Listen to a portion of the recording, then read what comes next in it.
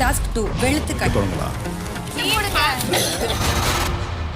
Big பாஸை பொறுத்த வரைக்கும் கேப்டன்சிக்கான டாஸ்க் தான் நடந்துட்டு இருக்கு. பல கட்டமாக இந்த டாஸ்க் நடக்க போகுது. ஆக்சுவலாக இதுக்கு முன்னாடிலாம் வந்து ஃபர்ஸ்ட் வீக்கே கேப்டனை செலக்ட் பண்ணிடுவாங்க. யார் கேப்டனாக இருக்கணும்னு நினைக்கிறீங்க அப்படின்ற மாதிரி செலக்ட் பண்ணிடுவாங்க. ஆனால் இந்த வாட்டி ஃபர்ஸ்ட் வீக்கே செலக்ட் பண்ண போகிறது இல்லை போல. செகண்ட் வீக் தான் செலக்ட் பண்ண போகிறாங்க. அதுக்காக இப்போத்துலேருந்தே ஏகப்பட்ட டாஸ்க் வைக்கிறாங்க. பொங்குதேன்னு ஒரு டாஸ்க் விளையாண்டதை நீங்கள் பார்த்துருப்பீங்க. அதாவது அங்கேருந்து பாலை எடுத்துகிட்டு வரணும். யார் வேகமாக வந்து ஸ்டவ்வில் வைக்கிறாங்களோ அவங்க தான் ஜெயிச்சாங்கன்ற மாதிரி கொண்டு வந்தாங்க. அது வந்து ஒரு 3-4 பிரிவாக பிரிஞ்சு விளையாண்டாங்க பார்த்தீங்களா.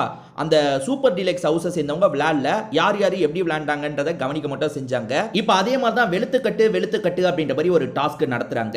இந்த டாஸ்கோட கான்செப்ட் என்னன்னு பார்த்தீங்கன்னா, அழுக்கான துணிலாம் இருக்கு. இவங்க வேகமாக ஓடி போனோம். துணியை எவ்வளோ எடுக்க முடியுமோ எடுக்கணும். அதை வாஷ் பண்ணணும். யார் நிறைய நல்லா வாஷ் பண்ணுறாங்களோ அவங்க தான் கேம்ல ஜெயிச்ச மாதிரி. இதையும் சூப்பர் டீலக்ஸ் ஆளுங்க தான் கண்காணிக்கிறாங்க. அதாவது ஒரு 7 பேர் இருக்காங்கல்ல, அவங்க தான் கண்காணிக்கிறாங்க. மற்றவங்கலாம் விளையாடுறாங்க. இந்த கேமை பொறுத்த வரைக்கும் அந்த கெமின்ற பொண்ணுக்கும் பார்வதிக்கும் கொஞ்சம் முட்டிக்கிற மாதிரி இருக்கு. அதாவது ஒரு பக்கெட்டுக்காக 2 பேருமே அந்த இடத்துல சண்டை போடுற மாதிரி இருக்கு. ஸோ இந்த ப்ரோமோவை பார்க்கும்போது யார் எப்படி விளையாடுறா அப்படின்றத தெளிவாக புரிஞ்சுக்க முடியல. ஸோ இந்த கேமில் யார் ஜெயிக்க போறா, எவ்வளோ பாயிண்ட்டை ஏற்ற போறாங்க, யார் கேப்டன் ஆக போறாங்கன்றதை பொறுத்திருந்து நம்ம பார்க்கணும். இந்த வாட்டி கேப்டன் ஆகிறவங்களுக்கு நிறைய வசதி இருக்கு. இப்போ நீங்கள் இந்த வாட்டி கேப்டனாக ஜெயிச்சிட்டீங்கன்னு வச்சுக்கோங்களேன், இந்த ஒரு வாரம் நீங்கள் கேப்டனாக இருக்க போறீங்க. அதே மாதிரி அடுத்த வாரம் கேப்டனுக்கான போட்டியில் நீங்கள் நேரடியாக கலந்துப்பீங்க. இப்போ அடுத்த வாரம் யாராவது ஜெயிச்சாங்கன்னு வச்சுக்கோங்களேன், அவங்க அந்த வாரம் கேப்டனாக இருக்கலாம். அடுத்த வாரம் கேப்டனுக்கான போட்டியில் அவங்க நேரடியாக கலந்துக்கலாம். ஸோ கேப்டனாக ஜெயிக்கிறதுல நிறைய பவர்லாம் இருக்கு. இந்த வாட்டி வாட்டி யார் கேப்டன் ஆகுறாங்கன்றதை நம்ம பொறுத்திருந்து பார்க்கலாம்.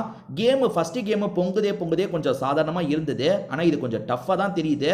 யார் ஜெயிக்கிறாங்கன்றதை பொறுத்திருந்து நம்ம பார்க்கணும். துஷார்லாம் ஸ்பீடாக ஓடுற மாதிரி இருக்கு. ஸோ கேமை நம்ம முழுசாக பார்த்தா தான் யார் ஜெயிச்சாங்கன்றதை தெளிவாக சொல்ல முடியும்.